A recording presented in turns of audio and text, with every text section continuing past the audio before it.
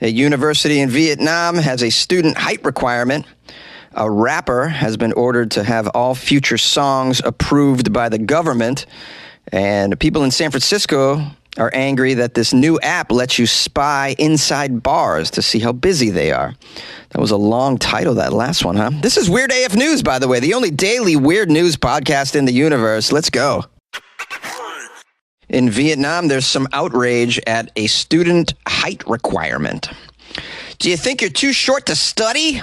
Well, students can study their butt off for the top grades, but there's little they can do about meeting this particular minimum height requirement for this one university program.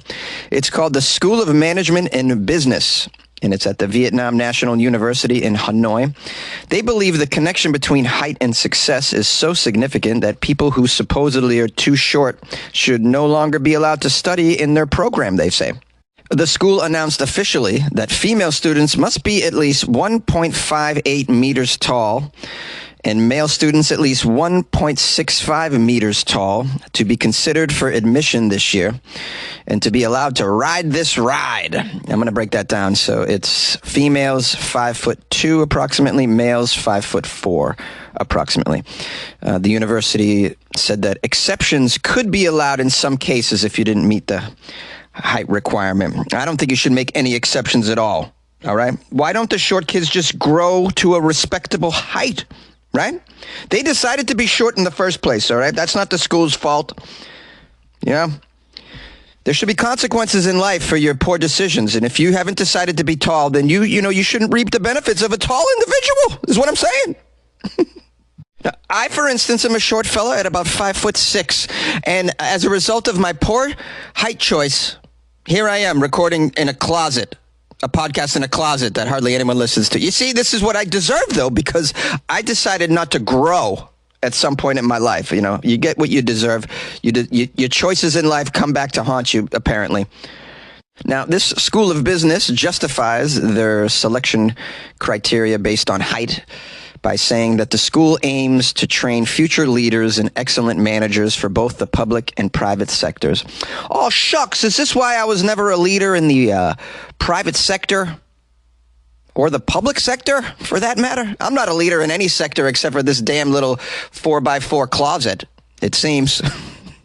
I don't even think it's 4x4. I'm going to go with 2.5 by 2.5. But hey, I'm perfectly suited for this tiny closet. I mean, a tall individual couldn't be in here making this podcast.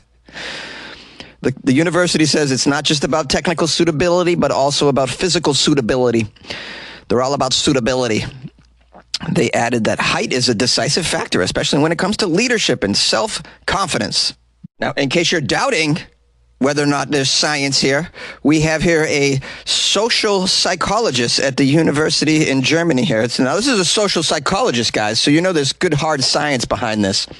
Probably got some data from some surveys. So it's real hard science going on over there.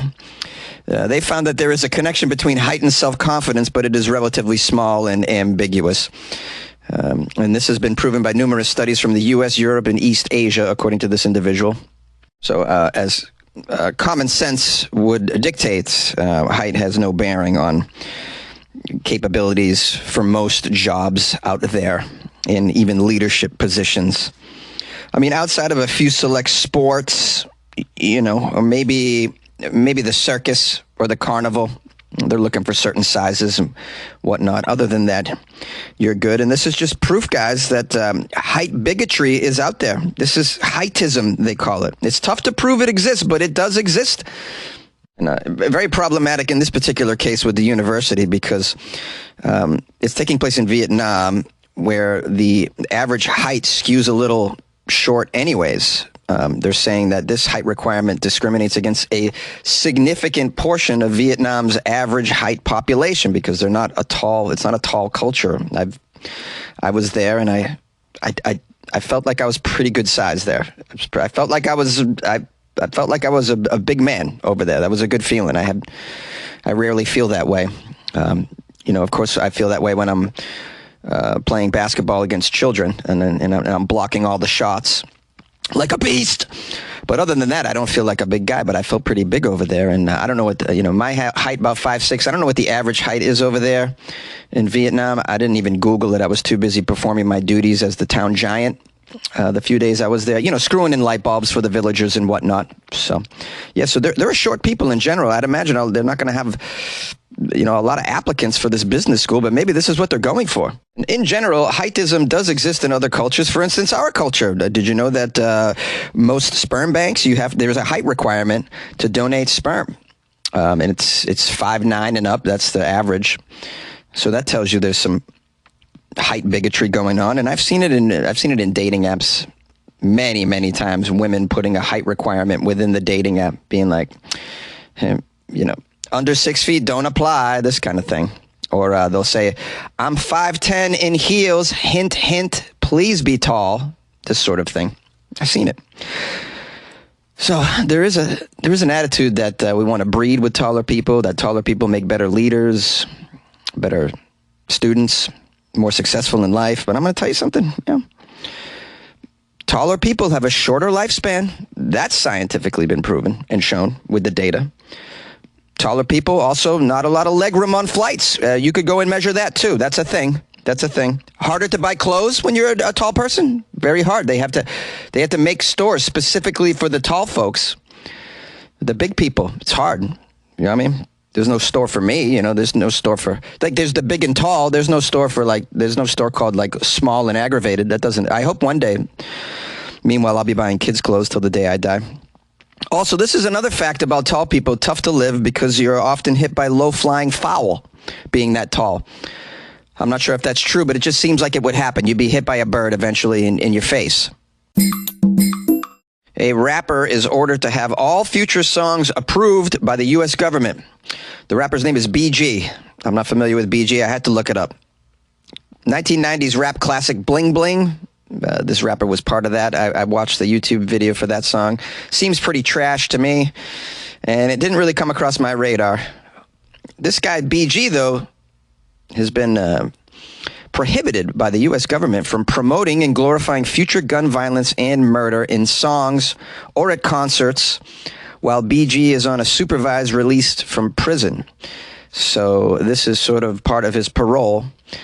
But you have people here arguing that this violates his constitutional right to free speech, apparently. But I mean, I know, but it's very common for parole protocols to have, curfews in there. There's all kinds of stipulations, and some of those stipulations mean you lose some of your civil rights. It's just part of the whole prison and parole process, unfortunately.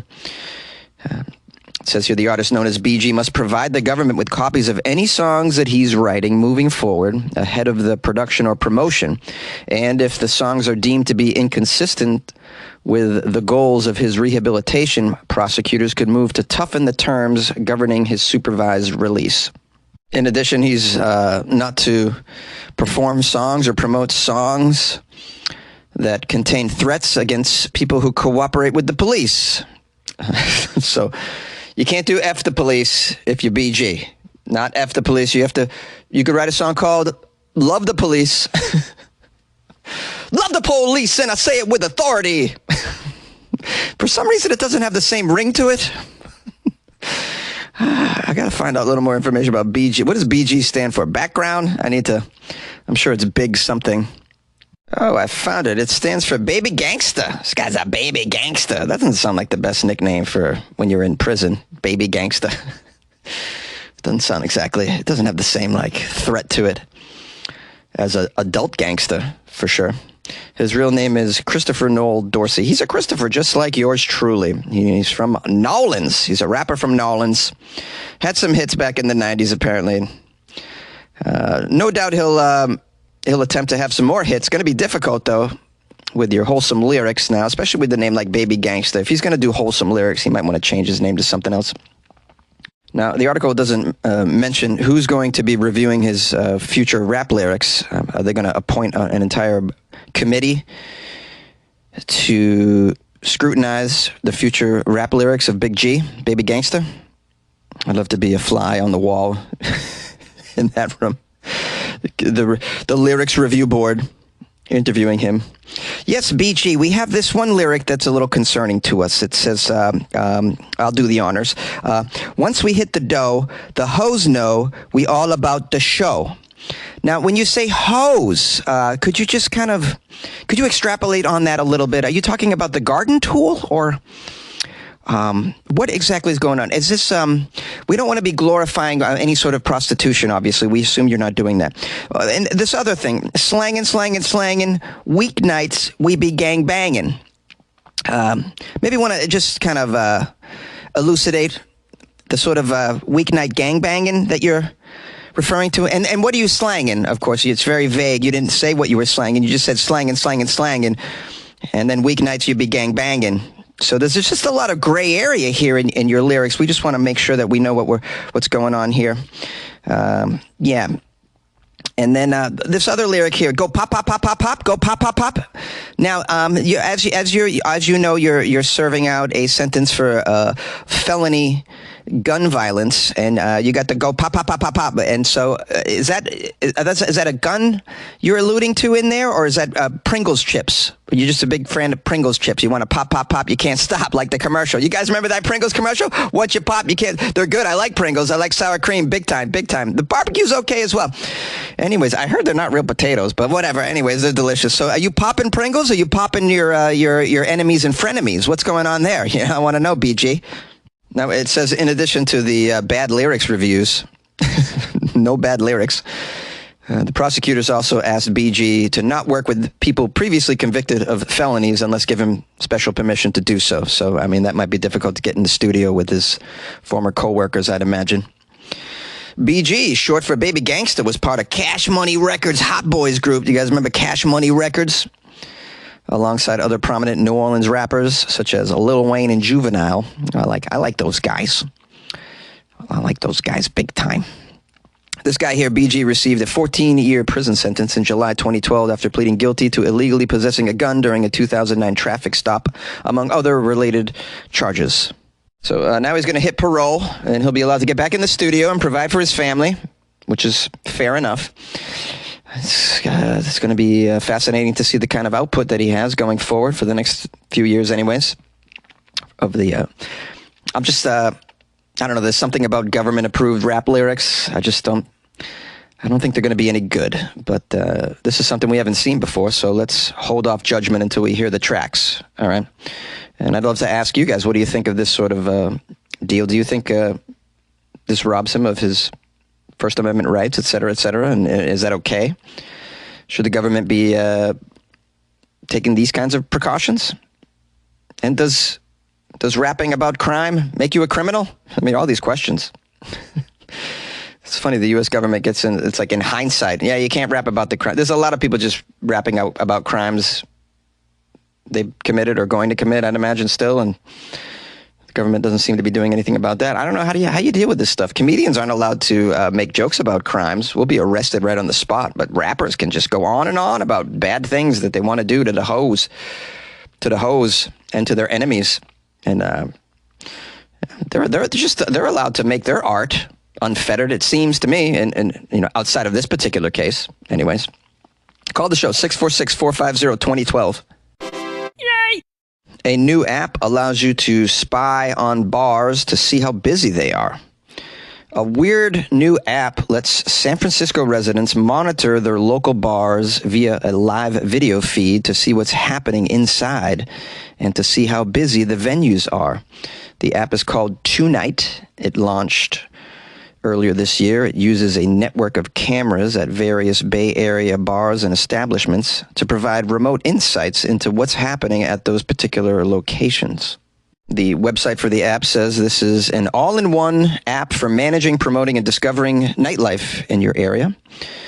And they encourage users to scroll through the discovery page where the various live streams are visible coming from these bars that are working with the app. Now, as you can imagine, not everybody's stoked about this app, especially in a city like San Francisco. If any place is anti-Big Brother, it would be San Francisco. Some local bar patrons have been a little creeped out by this app that remotely monitors them and streams their drunken revelry to an unknown amount of strangers on the internet. Here's a quote from a young woman about the app. She said, "You should be able to let loose in a bar where Big Brother isn't watching you. Just go to a bar. And if it's not cool, you just go to another bar. Why do you need this app? It's very invasive." Yeah, I mean, I kind of agree. You can broadcast the level of patronage at your bar in real time without using a live stream camera, I would think. Like Planet Fitness uses a meter. There's just a meter to show you how busy particular gyms are. So you could just put a meter, do that, I would like to know not how busy a bar is. I want to know how loud a bar is before I go, because I'm old and I don't want to scream to have a conversation with somebody. If I go to loud bars, a couple in a night, I will find that next day struggling with my voice. Yeah. Old man Jonesy struggling. The next day I sound like Biden during that debate, right? You can't understand me. I'm like, just trying to get through, So I'm always on the lookout for quiet bars. I'd like to have a loud meter. I wish someone would invent that. I'm definitely anti put a camera in the bar and broadcast that. That just seems to me too risky.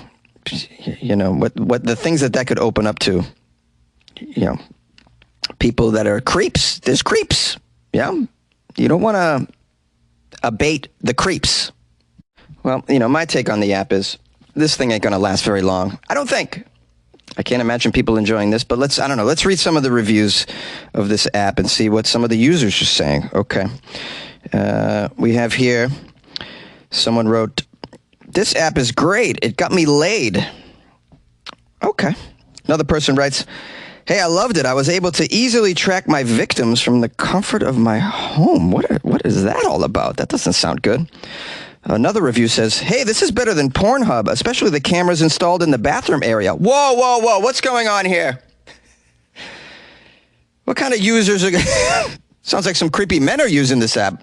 I am appalled. I can't believe this would happen. Who could have predicted such a thing? I made up the second two reviews. The first one was a real review, though. "This app got me laid." How quaint. That's so lovely. I'm guessing that guy's a catch. Yay! The weird news. Soon we'll be making some weird news. It's weird news. Broadcasting all of the weird AF news. Join me. We should do a weird AF cruise. Who would be on that weird AF news cruise? If I put it out there, maybe we can get probably 8 of us on the cruise. That'd be crazy. If I reserved an entire cruise ship and then only 8 of us showed up for the Weird AF News Cruise. I like the Weird AF News Cruise. I like the sound of it. Any billionaires listening to the show that own your own yacht? Anyone own a yacht that listens to this? I'm going to guess no. But yeah, you never know. You got to put it out there, guys, in life. Put it out there. Speaking of putting it out there, still putting it out there for the search for an intern. If anyone wants to do a 6-month internship for Weird AF News. Tell your friends, tell your kids. I'm looking for somebody to handle social media, to grow the following of the show online. I'm looking for someone to expand the reach of the audio podcast, get more listeners, and someone to secure advertisers for the show or sponsors for the show. These sorts of tasks. If any of you think you're up to that, please email me, funnyjones@gmail.com. Please let me know what experience you have in any of those areas. And if you have a resume, I'd love to see it. Also, tell me a little bit about your lifestyle. What are you doing now? You're working full-time? Are you a stay-at-home madre? What are you doing? You on summer vacation between universities? Maybe you're not tall enough to work on other podcasts. Hey, there's no height requirement to be the intern on Weird AF News. Not at all. Not at all. So I'm just putting that out there. My email is funnyjones@gmail.com. You can also reach me through Instagram @funnyjones. That's right. And if you want to support the show, go to weirdafnews.com, the official website for Weird AF News. That could be another thing that my intern could do. If you're familiar with how to operate websites, maybe you might want to take a look at the website, and maybe there's a way we can, we can make it better. That sort of thing. That'd be another helpful task. So, most of this stuff is digital, as you can imagine. It's the digital age, guys. What was I saying? Oh, yeah, my website, weirdafnews.com, paid for by my amazing, glorious patrons, by the way. Shout out to the patrons. Anyways, that's where you can go. If you want to support the show, you can buy Jonesy a coffee or join the Patreon via weirdafnews.com. Please consider doing so. And lastly, if you would like to call the show, the number is 646-450-2012. Please leave a voicemail. Let me know your name and where you're from. Appreciate it.